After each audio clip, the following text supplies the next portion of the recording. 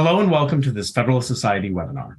This afternoon, Wednesday, January 25th, 2023, we discuss Western business in China. Can we sell without selling out? My name is Ryan Lacey, and I'm an assistant director with the in-house counsel network here at the Federalist Society. As always, please note that all expressions of opinions are those of our experts on today's program. Today, we are fortunate to have an excellent panel moderated by Christopher Ekren, who I'll introduce very briefly, though much more could be said. Christopher Ekren is a global technology counsel for Sony. Based out of Silicon Valley, he is currently the lead U.S. in-house counsel for key Sony technology initiatives in several crucial areas. He also has concurrent global roles supporting Sony's technology standards, open source software, and special technology projects. After our speakers give their remarks, we will turn to you, the audience, for questions. If you have a question, please enter it into the Q&A feature at the bottom of your screen, and we'll handle questions as we can towards the end of today's program. With that, thank you for being with us today. Chris, the floor is yours. Thank you, Ryan. And just to reiterate, I'm here not in a Sony role, and although I'm a moderator, should I actually have an opinion, it's my opinion, not a Sony opinion. The Right Honorable Sir Iain Duncan Smith is the Conservative MP for Chingford and Woodford Green, and has been an MP continuously since 1992. Between 97 and 2001, he was the Shadow Secretary of State for Social Security and then Shadow Secretary for State for Defense. And from 2001 to 2003, he was leader of the Conservative Party. Before entering into politics, he served in the Scots Guard from 1975 to 1982. After leaving the Army, he worked in industry, first with the GUC, then as a director of a property company, and subsequently as a director at the publishing company Jane's Information Group. Mary Kissel is Executive Vice President and Senior Policy Advisor at Stevens. Previously, she served as Senior Advisor to the Secretary of State, Michael R. Pompeo, from October 2018 to January 2021. Prior to joining the State Department, she had a long and distinguished career on the Wall Street Journal editorial board, including stints as chief foreign policy commentator in New York City and Asia Pacific editorial page editor based in Hong Kong. She hosts the Nixon Seminar on Conservative Realism and National Security, is a member of the Council on Foreign Relations, and serves on the boards of the American Australian Council, the Marathon Initiative, and RXO Inc. She's a graduate of Harvard University and the Johns Hopkins School of Advanced International Studies. So on to the panel, and let us start with Sir Iain. Thank you. Thank you very much indeed for having me here. I really just want to start by getting pretty much straight to the point. I think that the problem we face right now is that countries in the Western world have got themselves completely dependent, hugely industrially and in general product, to stuff produced in China.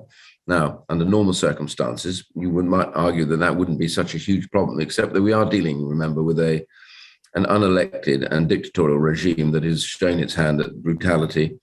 I think is guilty of a form of genocide in Xinjiang amongst the Uyghur, has trashed the Hong Kong settlement, the Sino-British agreement, is now arresting democracy campaigners and peaceful journalists such as Jimmy Lai, in Hong Kong, making a mockery of the concept of common law application in Hong Kong.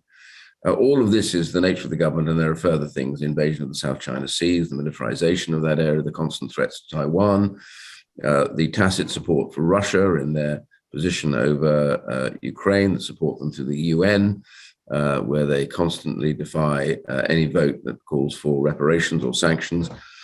All these things make them a complete law unto themselves. And even if all of those weren't enough, we have lost tens of millions of people dead because of their failure to stick to the normal rules around infection control that took place around about the time of the COVID outbreak. So one way or the other, when you deal with a country that doesn't care very much about the norms of peaceful and democratic government, then you have a problem in the first instance. If you then make yourself completely dependent to China by rushing to do business with them because you say it's cheaper, you make it even worse. And then you encourage them through that money to be able to dominate you in other areas. So, for example, now we know that China controls around about 85% of the rare earth mineral mines in the world. Many of these use, by the way, slave labor, particularly in parts of Africa, which are appalling, child labor. etc. And also, the more importantly, you could argue that they control pretty much the global manufacture of the processed rare earth minerals, which is a very dirty business, but they have it. So that means essentially rare earth minerals are, I think we can loosely describe as the oil of the 21st century. And what we have here now is we have placed in the hands of a very peculiar regime, one that we cannot possibly trust to have our own security and our own peace at their hearts. We have placed in their hands the control of that particular industry, which is critical to all of us. The telephones that we use here, the internet, pretty much everything that we normally accept for granted now comes back to that one little set of small little magnets that are made from these different minerals. So all of that means that we have gone blindly into this process over a period of some little time now, over the last perhaps 15 to 20 years. It does mean we have to reappraise where we are, because China doesn't show any signs of changing. In fact, when President Xi came to power, they hardened their stance towards the West, and their brutality, the changes in Hong Kong, all these things have come pretty much directly from President Xi's desk. That means essentially we need to take a strategic view. I have a concern that I think even the Five Eyes countries are beginning to drift now into this idea that somehow, if you don't say too much, then the problems won't arise. If you don't show China that you are opposed to them in many respects, and somehow they will be reasonable. And to that extent, my own country, I was concerned that when the present Prime Minister got elected, as it were, he originally during his campaign talked of China, I remember he told me this, as a systemic threat and one that we had to deal with. Actually, the first statement he made on his way to the I think it was the G20 quite recently, on board the flight, he stumbled on that phrase and then corrected himself and said, no, I don't mean systemic threat. I mean systemic challenge. Well, if that doesn't tell you that you change policy to reflect the nature of the people you're about to meet, then nothing else, I'm afraid, makes bad foreign policy. But the second bit which concerns me is that then the Foreign Office produced a wonderful statement, which only a Foreign Office set of officials can do, to try and describe how we will deal with China strongly but reasonably. And they produced this wonderful idea of robust pragmatism. Well, if anyone can tell me what robust pragmatism looks like in application, then I'd love to know. It's like saying to somebody, if you take another pace forward, I could, I might, maybe I won't. But then again, if I did threaten you, counter-threaten you, punch you, perhaps not punch you, I might not punch you, I could punch you. No, well, I won't. I don't know. Anyway, the point is you should understand that something could happen. If that is what we consider now to be a deterrent, then God help us all. So my point really is that we now have to change that. And one of the areas I would say, and I will close quite quickly because Mary will want to speak in a second, but the one thing I will say is that our addiction to the idea that only China can manufacture things leads us now, as we head helter-skelter towards electric vehicles, even further in deficit to China, because almost every electric vehicle that I'm aware of is made in China. The batteries are mostly manufactured in China, huge mega battery factories going up regularly. All these things take us deeper, and we should be reappraising that now. We should be trying to pull back. There is no reason in many of these cases why we do need to manufacture in China. Robotics, the advance of non-human labor in much of the manufacturing, particularly the value-added area that we're discussing, all of this could be done amongst the Western democracies again. I'm pleased to see that America has started to pull some of this back, particularly the production of some of the telephones, and at least the microprocessor technology is now being pulled back to the States, which is critical, although there's huge efforts to try and get them the details. So all I would say, very simply, in conclusion, is this requires all of us together to unite to reappraise the nature of our addiction to China, our dependency on it thereafter, and the damaging effect it has. And if no lesson could be learned, it should be learned from what happened in Europe with regards to Russia. The idea that Germany put forward that somehow it would never be a problem and that Russia would never cause us a problem if we just took their oil and gas, that would be fine. Turns out that actually that was an assessment that was fundamentally wrong. You're dealing with a regime that is dictatorial and brutal. You must recognize the nature of that regime is likely not to hold your interest anywhere near their interest at all. Thank you. Thanks, Mary. Great. Well, first, I just wanted to thank the Federalist Society for putting together this extraordinary panel. And as usual, Sir Iain has given us a tour de force of the nature and the scale of the problem, and I agree entirely. But before I make some remarks on adding a bit, if you can, to what he said, I just wanted to apologize in advance because I'm going to have to jump off a couple of minutes early for a Stevens commitment at 1 o'clock. And I know Sir Iain may have a vote too. So it's going to be perhaps an exciting call in that way. I think what Sir Iain said about recognizing the nature of the regime is really the key here. Because whenever we speak of China, the most immediate question is always, well, why? Why the concern? The United States, the UK, and other Western nations have done business with China for 40 years. In fact, it's been encouraged by both sides of the aisle. And we do business with all manner of regimes that have quite abhorrent human rights records, be it Saudi Arabia or some nations in the Gulf and elsewhere.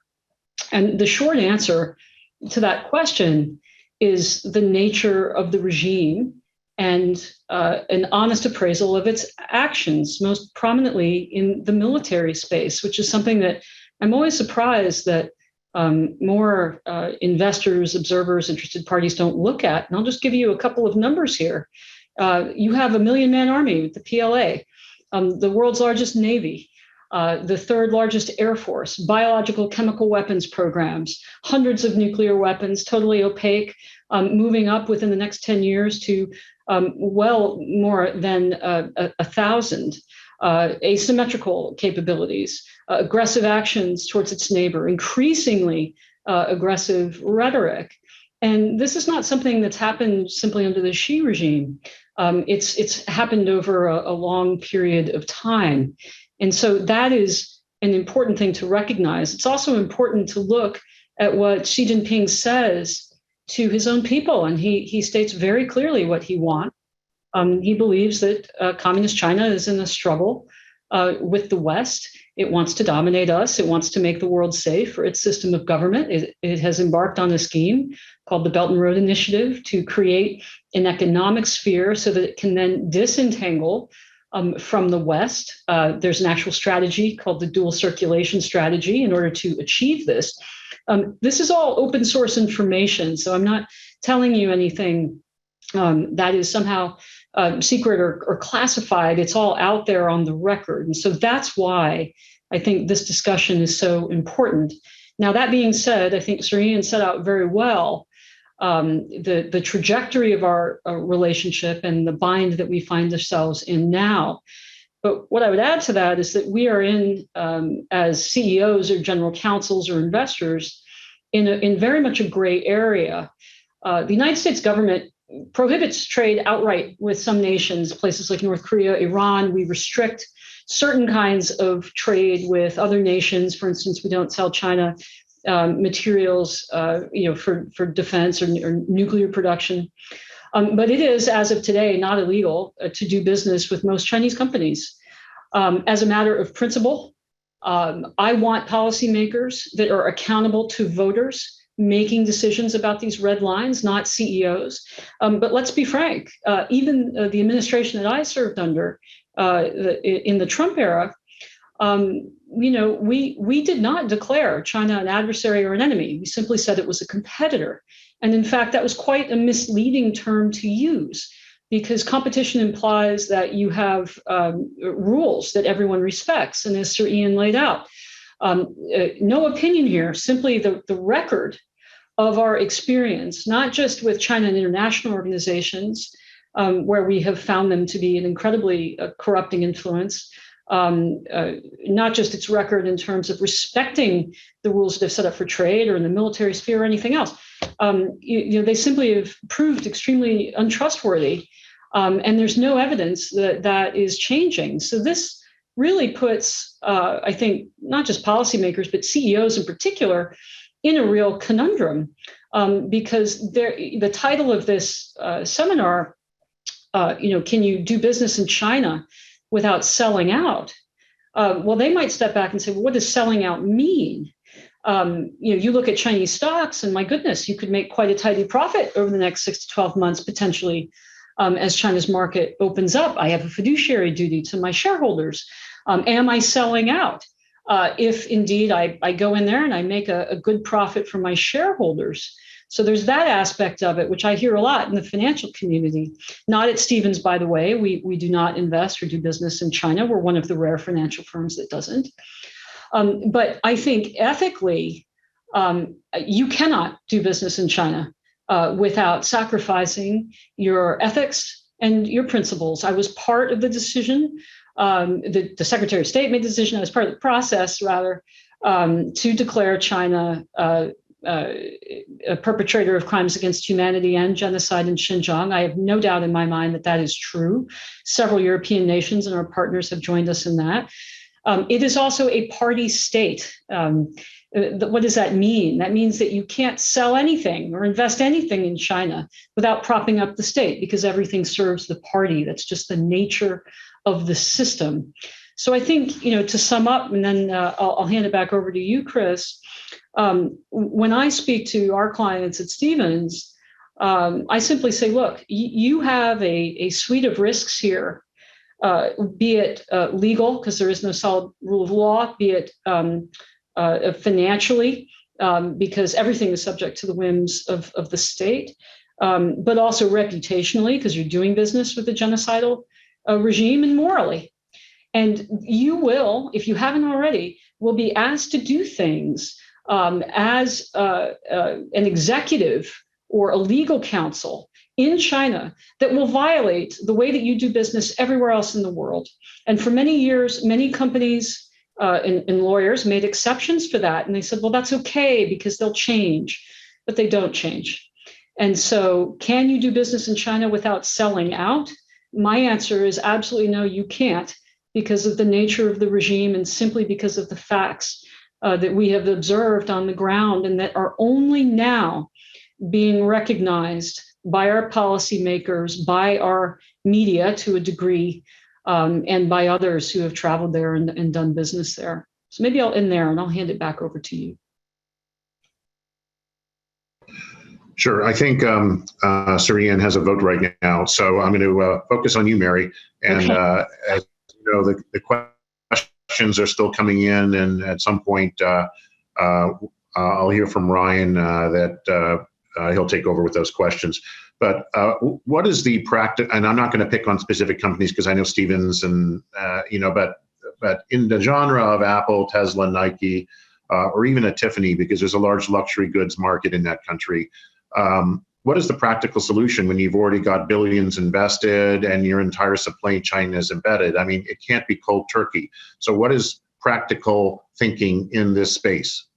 It's a great question. I see a lot of commentators going on television shows and saying, we must decouple now. And I just don't think that that's going to happen. However, there is a discernible trend to diversify supply chains, particularly with the COVID lockdowns in China and many companies' experience with those really vast and continuing disruptions.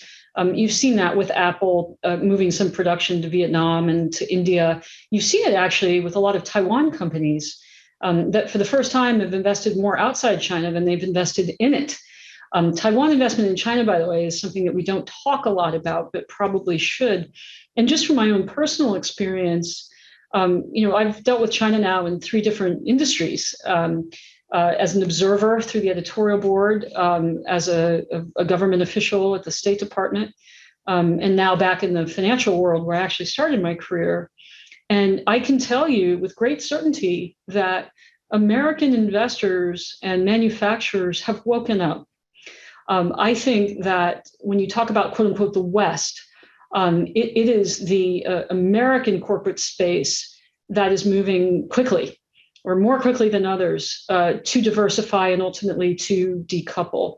It is the Europeans, in fact, and the Brits to some extent, and I hope Sir Iain comes back so that he can talk about this, that will be less inclined to do so. And China is fully aware of that. Note that Xi Jinping, when he lifted the lockdown, what were the first things that he did?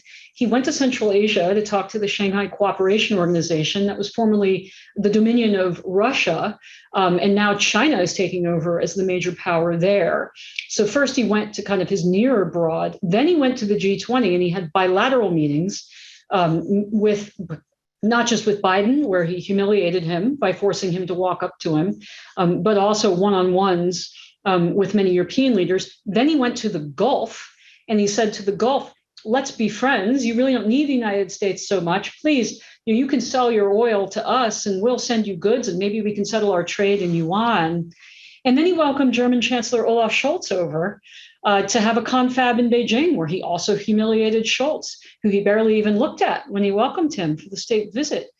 So he's certainly courting the Europeans. He knows that as American firms pull out, the Europeans will absolutely want in. And he's also courting specific constituencies in the City of London and in the United States. The Nikkei, for instance, just noted that China is speeding up permission for certain financial enterprises to either up their stakes in China or to start, for instance, mutual fund operations to tap that huge retail market. So he's trying very hard to say everything's going to go back to normal. Don't worry, come back in. No problems here. Let's just move along and all make money together. And the question is, who's going to be the bigger sucker? And in my judgment, that will be the Europeans. It will not be the Americans. I see Sir Iain is back. My apologies. I'm sorry. I'll have another vote in a second. It's the terrible thing called democracy, which there you go. If we were in China, we wouldn't be doing this. Anyway, my apologies. Yes, Sir Iain, good timing, because we were just hearing that Europe is perhaps a greater risk in terms of being fooled by the Chinese question, in particular being courted as American business may, as Mary was positing, leave sooner than European business. Yeah, I think there's a absolute measure of truth in all of that. I think one of the biggest problems we've got, to be fair to the States, certainly under the previous administration, maybe to a lesser degree under the present one, but nonetheless, people are waking up to the nature of the strategic threat. So that's the first thing. And I think on that basis, things like, I was mentioning them earlier, the removal of production of, I think Apple phones have gone back to the States or going back to the States. I know all the microprocessor technology is now moving. Obviously, Taiwan possesses a lot of that, which is another reason why China would probably want to take Taiwan. But the reality is that the US is certainly ahead of Europe in this regard. The problem we've got is that Europe is deeply, deeply indebted, really, to China. I'm just mentioning I don't know whether this was mentioned earlier as well, but I mentioned this drive to electric vehicles that's going on here, helter-skelter. It's got a green agenda, which seems to bear no interest in strategic interests, or for that matter, commercial, financial ones. The example, for example, is in the UK, the motor industry here had actually a global lead in lean burn engines until Boris Johnson announced out that we were getting rid of any new purchases of those in 2023. And that collapsed overnight. And the truth is that pretty much all of that electric vehicle market is held by China. Certainly, the key areas and the key players in that, and the battery technology. They produce, we talked about this drive to build batteries in the UK, but they're building battery factories on a speed which is just, they know where the world is going and they've got ahead of us. So the reality is that Western nations, as they rush to this technology, as they rush to this new world is controlled by China. And a lot of countries have done peculiar deals. Italy has a great dependency on Chinese labor in their textile industries. So the politics is nothing like as robust in Europe. And even, in my own country, where we're probably ahead of other parts of Europe, we're still my point about robust pragmatism is a good example where the Treasury doesn't want to upset the Chinese. British universities have a real problem now with their addiction to Chinese money, not just Chinese students who pay a lot of money to come to universities, but also a lot of Chinese companies have infiltrated themselves in with a lot of financing for projects. Huawei, which was banned from the telecommunications 5G network, has got its headquarters in Cambridge. If anyone can tell me why they're in Cambridge, and it doesn't come up with a simple fact as a lot of some of the brightest in the world will go through Cambridge and on to technological areas, you just add that up. And there's just a huge amount going on. So we're in the middle of that. They bought into our nuclear industry. We've now persuaded the government, finally bullied them to get them out. And this goes on elsewhere. So, we had to fight to stop them taking over Wafer Fab, which was a company that produces silicon chips. They finally got driven out of that after a huge fight in the House of Commons here over this. So even the UK, which I suspect is a step further down the road than the others, by comparison with the US, is not there. We have an awful lot more to do. And the trouble is we should all be coming together on this, because together we are all capable of seeing off this threat and seeing off the dependency. As I said earlier on, new manufacture for value-added products, which is what we're mostly talking about, not necessarily pressed plastic and things like that. Even those are done by machines now. So the reality is that you don't really need all this labor idea, because cheap labor is a thing of the past for many of these products. And now we can do them using computers and robotics. So it takes the strength of a government. And as I say, every time you argue this, the Treasury comes back here in the UK and waters everything down, because they're desperately worried about loss of business in China. And a lot of industries are the same, although people are waking up in certain industries here in the UK to the need to get China out of their structure. But I would go along with the idea that Europe is not strong on this, quite the contrary, and is actually like a drag anchor on American policy right now. Chris, if I could just jump in and add to what Sir Iain just said briefly. He mentioned the Huawei debate.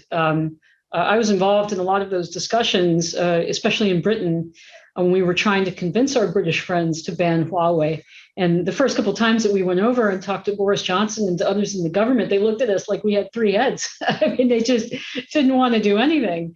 But what we did is to have our intelligence people, our scientific or technical people kind of follow us over and sit down with our counterparts and just lay out, hey, this is what we're seeing. This is a company that is a surveillance arm of the Chinese Communist Party. And here's what we know.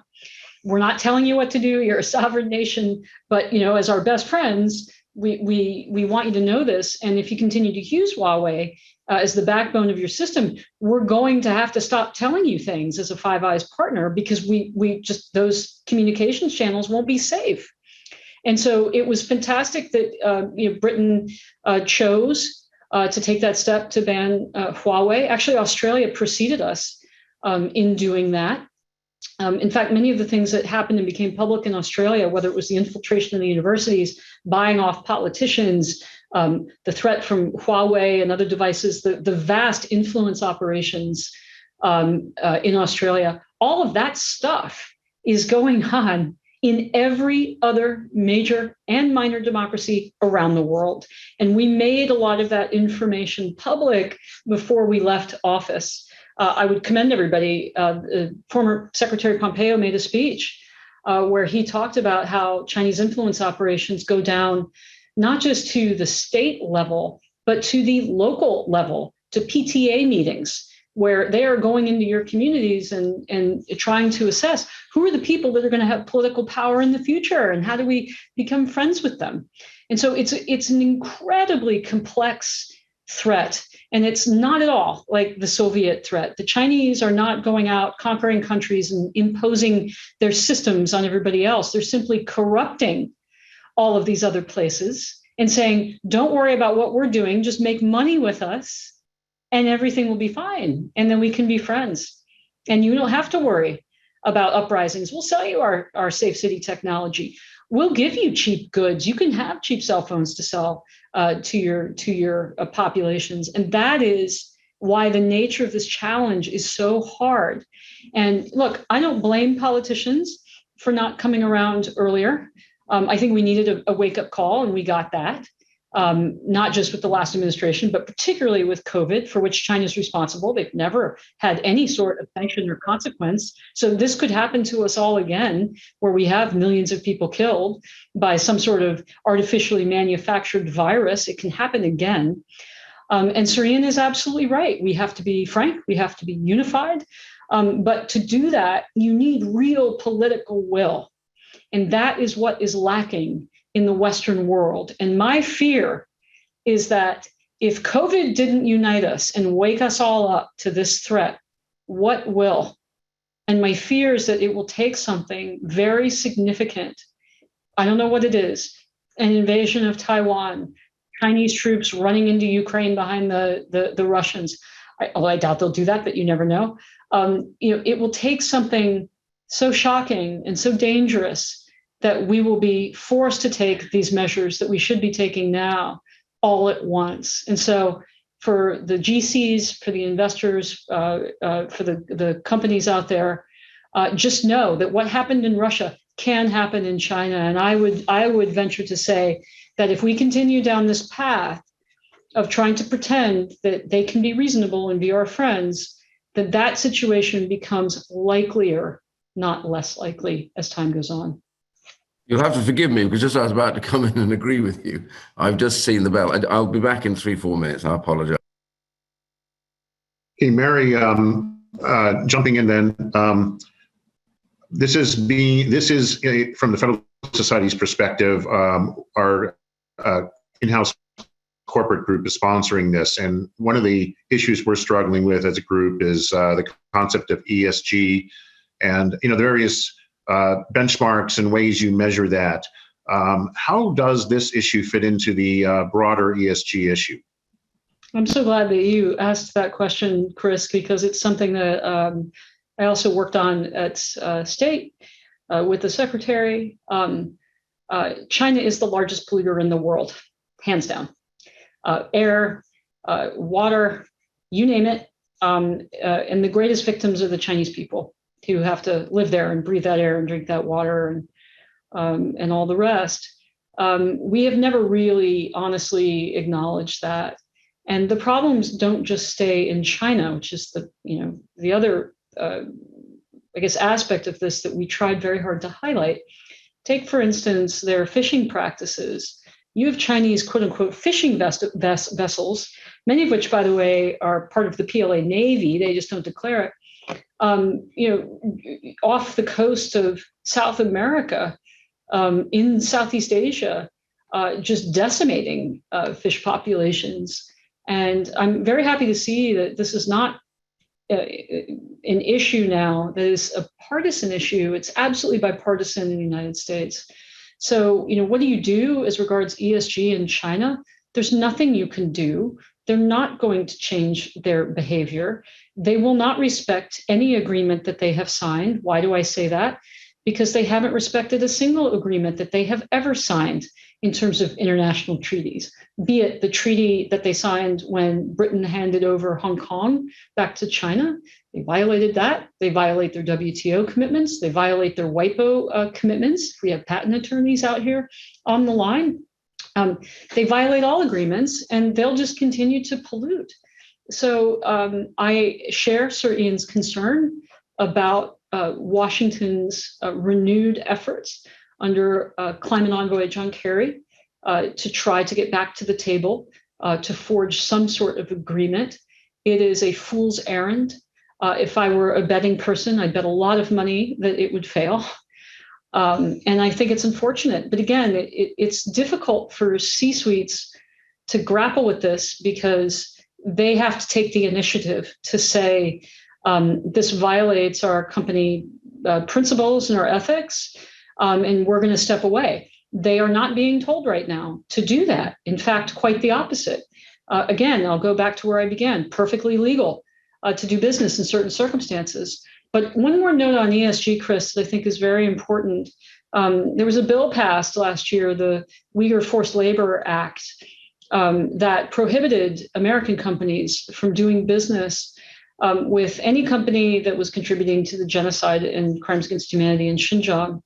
And that has stopped a lot of US investment in China's solar industry and several other companies. And that's something, if you haven't read the text of that act, it's worth going over it very carefully because, again, not a partisan issue.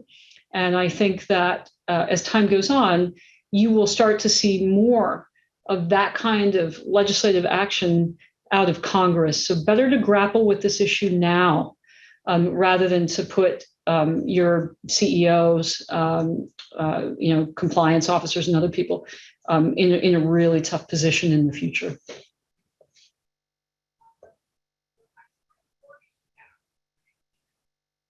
Chris, I think Sir Iain is, did we lose Chris? I think I see the screen frozen. Oh no.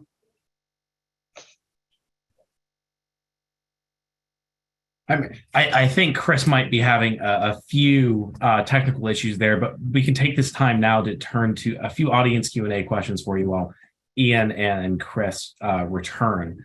I will start with our first one what are major obstacles to nearshoring manufacturing into Latin America or other friendly democracies? And what legal policy steps can be taken to reduce these obstacles? I think the key there is other friendly democracies. When you think about nearshoring, I think it's natural to think about Mexico, with which we've had such a close trade relationship since the Clinton days. Unfortunately, the current government, the AMLO administration, is not friendly, and in fact is picking trade fights with us on a number of fronts, and is not so keen to help us, bring our companies over there, to smooth transport of goods over the border, et cetera. In fact, it's been a big headache. So when you speak about nearshoring, you also have to think about scale. It's not just cost, but it's scale, and it's the infrastructure that's available to you as a manufacturer. And that is really tough to find, near to our shores. So I would think of it more of the so-called friendshoring, that you might find yourself looking at the fact that you can't replicate all in one place the manufacturing capability that you have in China. Scale isn't there, the infrastructure isn't there. So you're looking at more of a multifaceted model. Maybe some of it goes, to Vietnam. Some of it, to the extent that it can go to India, but it's still incredibly tough to do business in India, although they are ramping up there. But the BJP-led government is not the greatest. They've brought some terrible tax cases and made it really hard to, quote unquote, reshore to India, although I do hope that will change. But you may have to accept higher costs to produce in the United States, to produce in the UK, to produce in Europe, even Australasia, simply to get that certainty that when you have a business dispute, that it can be fairly and quickly resolved, that you won't have those supply side disruptions because the political system is more predictable. CEOs may not like that answer, but again, that's simply the reality of the business environment that's starting to evolve. Because what we'll see, and I'd love Sir Iain's reaction to this, what I think is happening is that it's going to be a world of blocks. You're going to have the China, Russia, Iran, North Korea, and friends block. You're going to have the US Western Alliance and friends like Vietnam and others block. And then you're going to have countries in the middle: Turkey, Brazil, Saudi Arabia, the Gulf countries, India to some degree. So the question CEOs have to ask is, what level of risk and volatility am I willing to tolerate as I start thinking about diversifying these manufacturing bases or diversifying my portfolio? Yeah. Sorry. You want me to speak? Yeah, I agree with that. I'm sorry again. You hit me in the middle of an economic crime and corporate transparency bill where there is a difference of opinion among some of my colleagues in my party. So every vote is required. So I apologize. I expect I'll be asked again to go and vote. But in the meantime, let me pack this into what I think has become the Mary Kissel show. I apologize for that, leaving you on your own.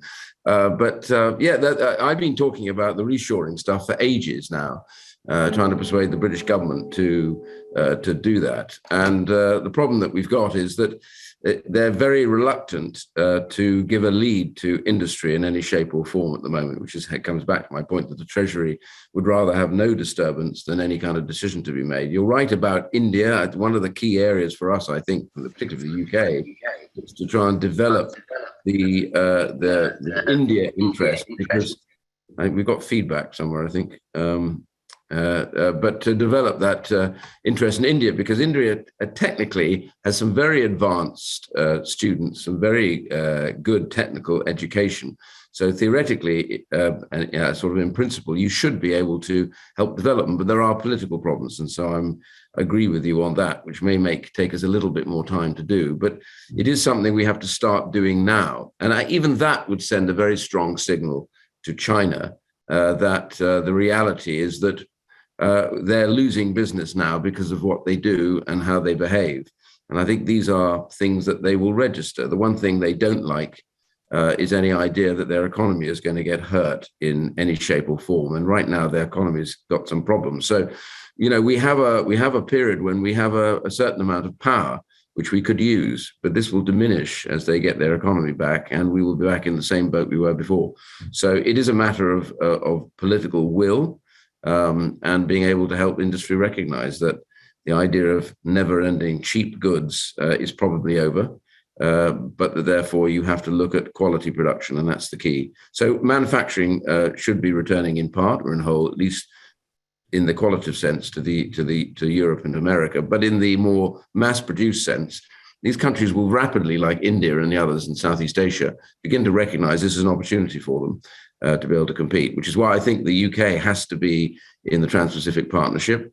I think the US needs to, if the UK goes in, to think seriously about being in that, because that shuts out China from the influence around Southeast Asia, which I think is really important, and aids Australia, I think, hugely.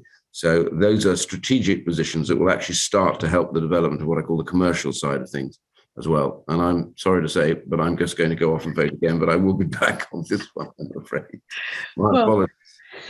I think actually Sir Iain is raising another kind of line of argument that I often make to our clients, which is that you can set aside all of the moral and the ethical problems and legal issues and physical risk to your people, if you can. I mean, of course, this is sort of a ridiculous thing to do, but just to make the point.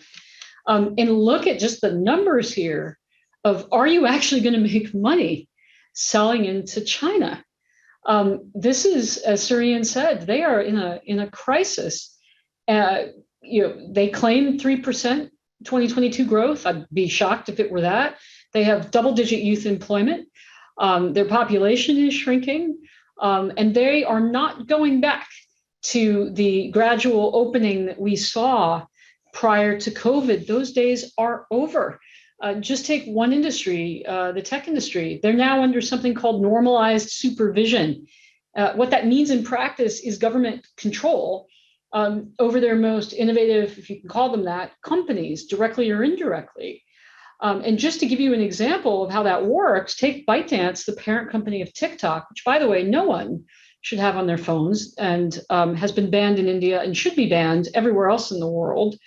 They have the former head of their cyberspace administration, which is effectively their online censor arm, on the ByteDance board.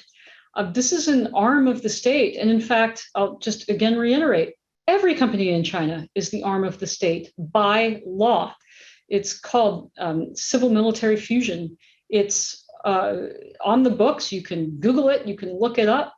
But every single company, the sole goal is to serve the party. It's the party first. I think a lot of people on this call, may look at what we say about China, or what we have said about China, and they use the language that we're all used to. Growth, capitalism, quote unquote, win-win, which is quite possibly the worst phrase in history. I can't stand that phrase. When China says win-win, what they actually mean is we win twice and you lose twice. That's what they mean. They are not converts to capitalism. There is no Chinese version of capitalism. Their model is based on labor exploitation, mercantilism, and stealing of intellectual property, trade secrets, and other Western innovations. And so Sir Iain is absolutely right. We have an enormous amount of leverage over China. You're not exercising, but simply looking at that market just from a numbers point of view and from the structure of the investment environment, you could make an argument just based on that this is something that you don't want to touch with a 100,000 or 100,000 foot pole. And go ahead, Chris. Yeah, apologies. I've had some broadband issues. Mary, one question that I see coming up often is the growth of alternatives to the dollar and the recent, I think, Chinese visit to Saudi Arabia and that being sort of brought up as an alternative trading methodology.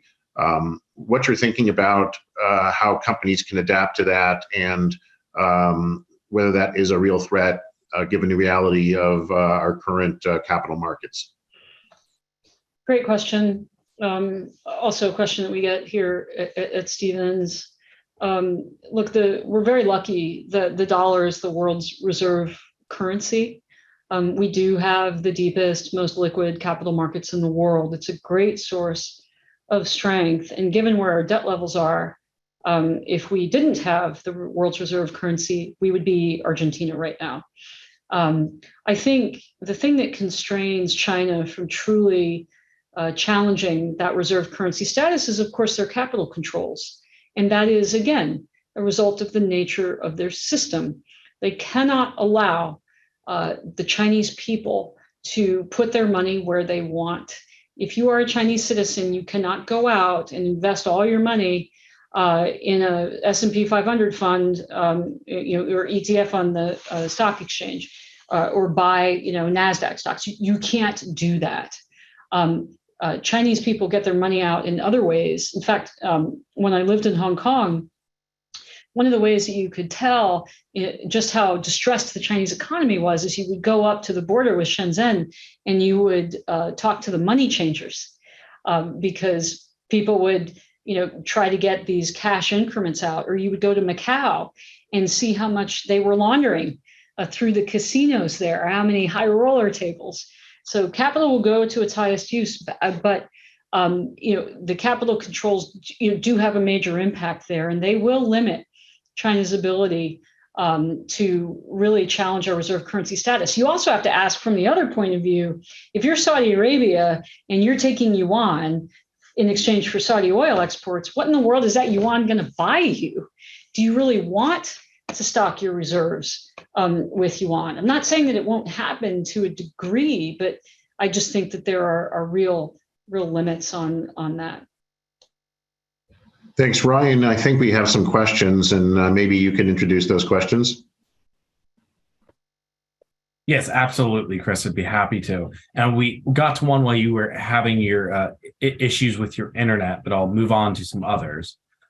Mary, we have Jeffrey Wood on, who's asking, granting the CCP's local, near, abroad, and global malevolent influence, what legal changes do the panelists suggest and in what time frame? Complete embargo, marginal increase in trade restrictions, or something else?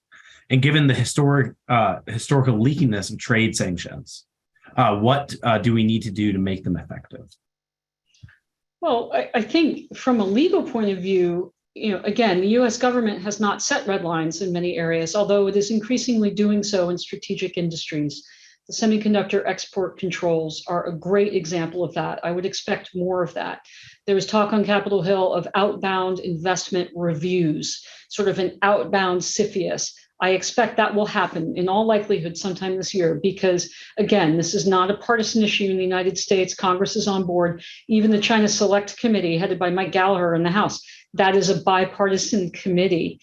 So I think you're going to see bright lines drawn in certain industries Separately from that, if you're sitting in a general counsel role or a compliance role, I think you really need to look hard at risk mitigation here. Who are you really doing business with? Do you know? Can you trace back the ownership structure?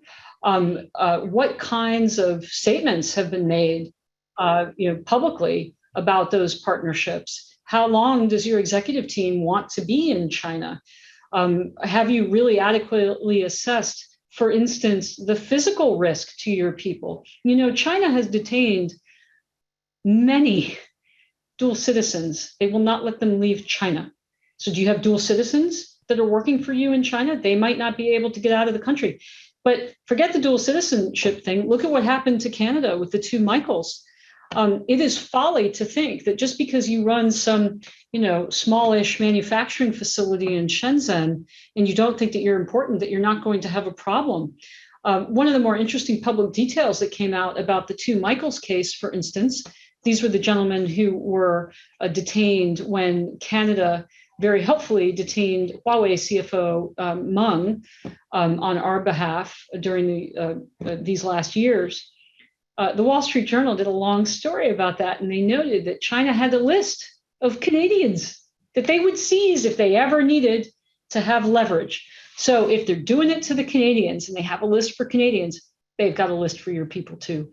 So you've got to look at your workforce. You need to look at the panoply of risks that you face. You need to talk and be frank, I would advise, with your C-suite about what it is exactly that you're doing there, how much money you're really making, the risks you're facing in the future, and do you really know who you're doing business with?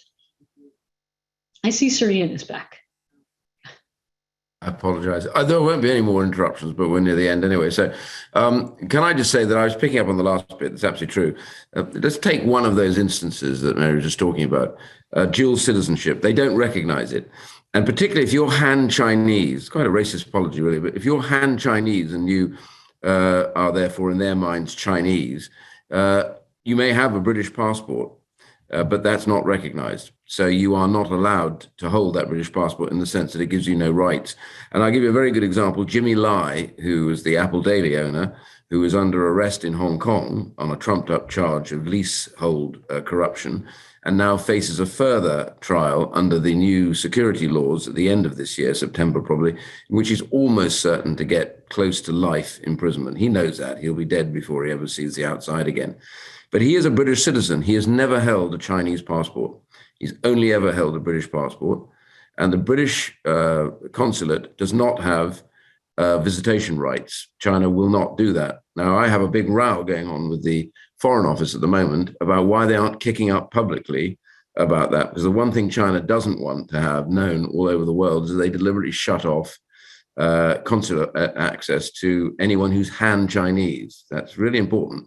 They define Chinese as being Han Chinese, which is where you come into the problems in the Uyghur province of Xinjiang, because they're not Han Chinese. So they either get re-educated as the kids do, or they get put into slave labor if they're the men, or they get sterilized by the women or raped. I mean, you can, both probably.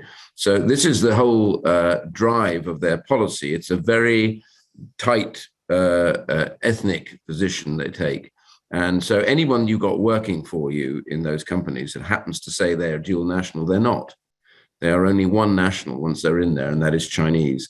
And so they can block their exit, they can block everything. The second bit about this, which companies have got to understand, is that China doesn't passively sit by while you manage to make money in their country.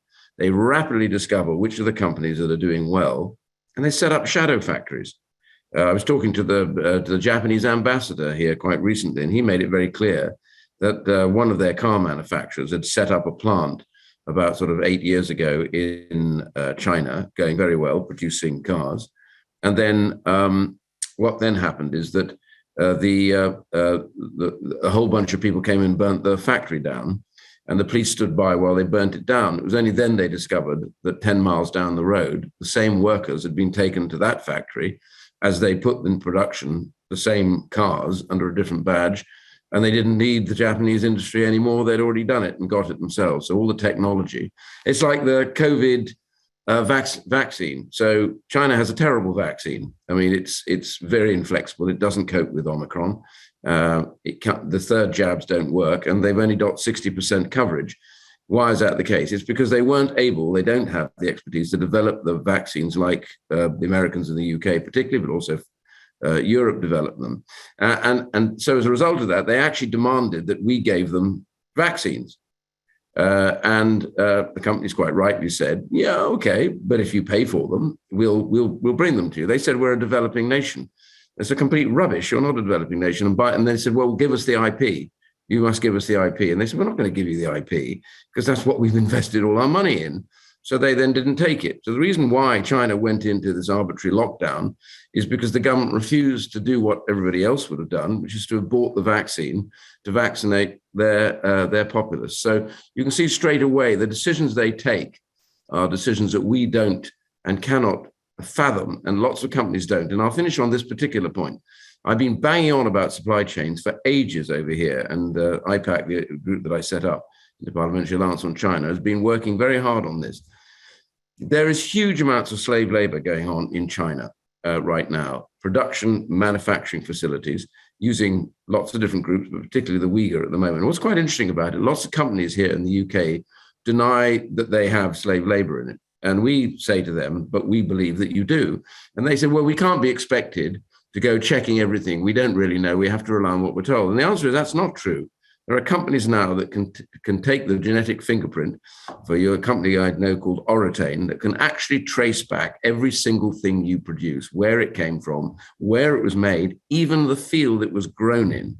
There is no excuse for a company to turn a blind eye to that. And that is the key bit about part of their economic position, is that they're able to undercut people quite often in the production of shirts and things like that because they use slave labor. I have to jump off. I'm so sorry. Thank you, everyone. It's your turn, Sir Iain, to be on the firing line. Thank you very much. Lovely to see you. Thank you so much, Mary. Thank you. So the finishing the point that I'm making is China poses a number of threats. It's not just in technology. It's in the nature of how they use labor.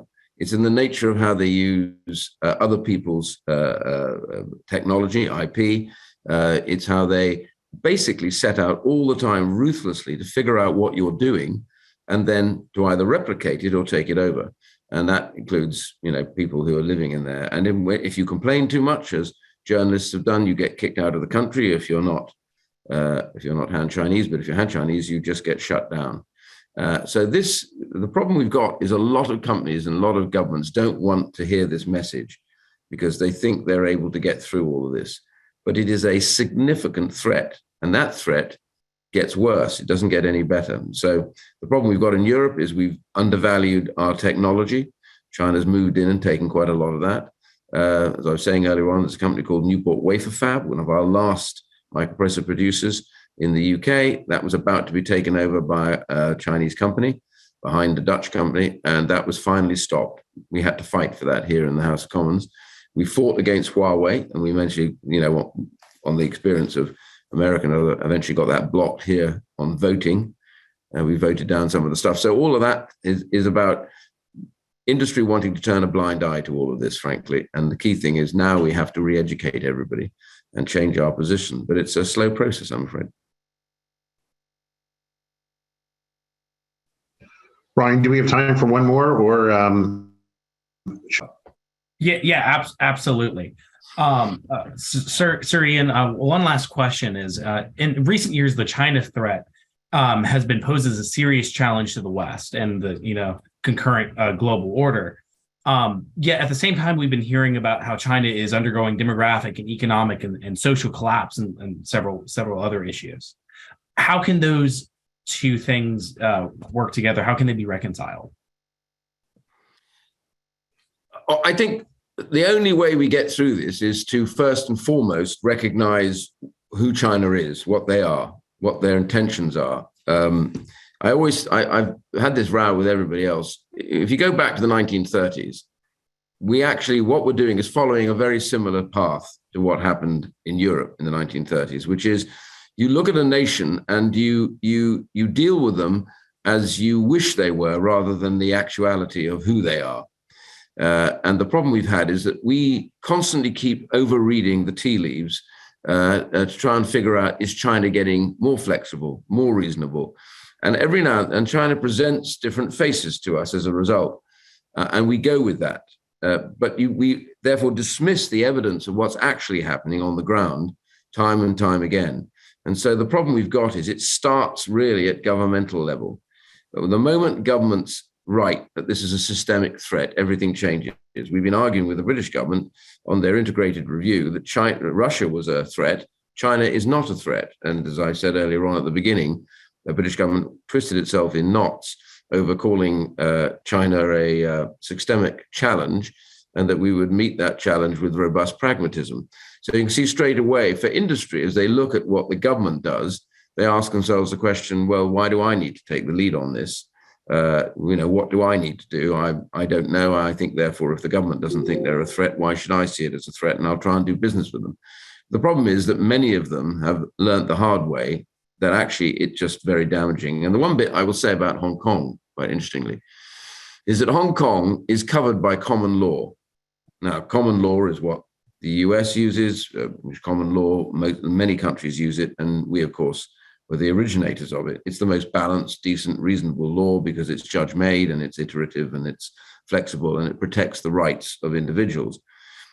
So Hong Kong still says it's under common law, but I noticed the US government about a year and a half ago issued a document to businesses saying you can no longer rely absolutely on the protections of common law in Hong Kong any longer because of the national security law. We have done no such thing. We've made no mention of this.